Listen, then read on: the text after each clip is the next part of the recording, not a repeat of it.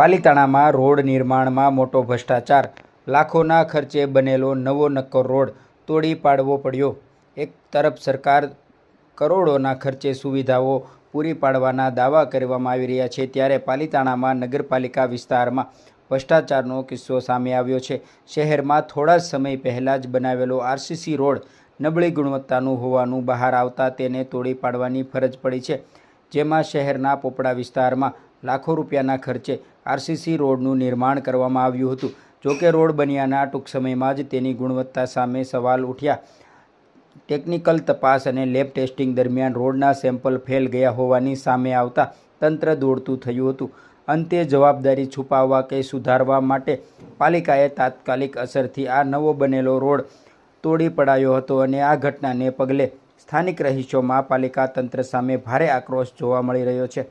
પ્રજાના ટેક્સના પૈસાનો આટલો મોટો વેડફાડ કેમ, તેવા સવાલો ઊભા થતાં જ રોડની ગુણવત્તા નબળી હતી તો આખો રોડ તોડવાને બદલે માત્ર અડધો રોડ જ કેમ તોડવામાં આવી રહ્યો છે? બાકીના ભાગનું શું, તેવા સવાલો પણ શંકા ઉદ્ભવે છે। ત્યારે રોડ તોડી પાડવાની સ્થાનિક ડાયમંડ એસોસિએશન દ્વારા ડેપ્યુટી કલેક્ટરને લેખિત રજૂઆત કરવામાં આવી છે। સ્થાનિક રત્ન કલાકારો અને વેપારીઓ માટે રોડ તોડવાનું કારણ અવરજવર ભારે હાલાકી પડી રહી છે, ત્યારે તાત્કાલિક વૈકલ્પિક વ્યવસ્થા કરી પગલાં ભરવાની માંગ અને અંગે પાલિકા પ્રમુખે પણ કબૂલાત કરી હતી કે ટેસ્ટિંગમાં સેમ્પલ ફેલ થયાની આ કાર્યવાહી કરવામાં આવી છે।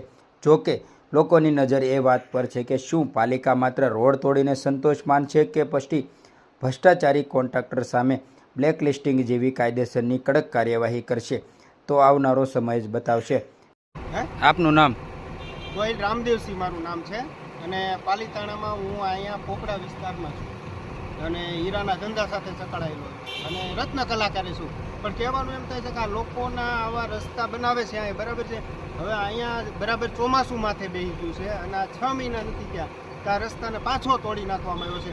એટલે આ રસ્તો હુકમ તોડવામાં આવ્યો નથી કરી કે પછી આ રસ્તાની અંદર આવ્યો ભ્રષ્ટાચારની ગંધ આવી રહી છે કે કોઈ બીજું કંઈ કારણ છે? તો આપની શું માંગ છે? અમારી તો એ જ માંગ છે કે આ રસ્તો ટનાટન હતો। એક ભાઈને પૂછ્યું હતા કે પાછો ફરીથી કરવાનું કારણ શું છે? આ રસ્તો એટલો જ કેમ તોડી નાખવામાં આવે છે? આખો કેમ નથી તોડતા? અડધેથી પાછો કટિંગ કર્યો છે, તોડ્યો છે। મારું નામ જનક જીવાણી, હું પાલિતાણાનો એક જાગૃત નાગરિક છું। તમે સૌ જાણો છો કે દિવાળી પછી આપણે રજૂઆત કરીને પોપડામાં જે રોડ બનાવ્યો હતો, આજે સવારે જ્યારે પોપડામાં આવ્યા તો ખબર પડી કે રાતોરાત રોડ તૂટી ગયો। એટલે તપાસ કરતાં ખબર પડી કે એવું કહે છે કે નબળી ગુણવત્તાનું કામ છે।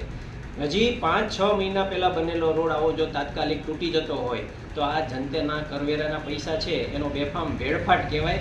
એટલે જો તંત્ર આવું નબળું કામ કરવા માટે ચલાવી લેતું હોય અને જો રોડ એમ કહેતા હોય કે નબળી ગુણવત્તાનો છે તો કેમ જરીક કટકો જ તૂટ્યો છે અને આગળનો રોડ બનેલો છે એ તો પાછો નવો બનાવતા નથી?